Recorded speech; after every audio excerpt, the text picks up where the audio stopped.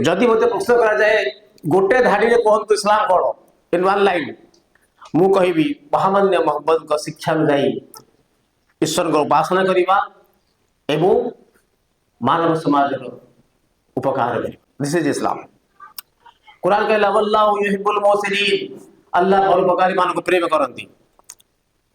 इस्लाम को बहुत समालोचना कर मु इस्लाम को पढ़ी एवं इस्लाम रो नीति और आदर्श पर केतक पुस्तक लिखी।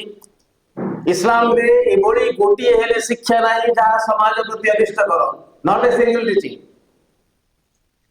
समाज रे अनिष्ट करुवा प्रत्येक आचरण को इस्लाम निषिद्ध करिछि। महामान्य मोहम्मद कहले सबुठारु भल मनीष होउछि सेही जाठारु भल आशा करा जाए एवं से अन्य को पीड़ा दिए नहीं। और सबुठु खराब लोक होउछि सेही जाठारु भल आशा करा जाए नहीं किंतु से अन्य को पीड़ा दिए। एवं महर्षि व्यास सुंदर भाव में गोटे लाइन वर्णना कले परोपकाराय पुण्याय पापाय परमेश्वर। उपासना मनुष्यर चित्तशुद्धि पाई उद्दिष्ट, ताको सदाचारी करबा पाई उद्दिष्ट, ताको भल मनुष्यटीए करबा पाई उद्दिष्ट।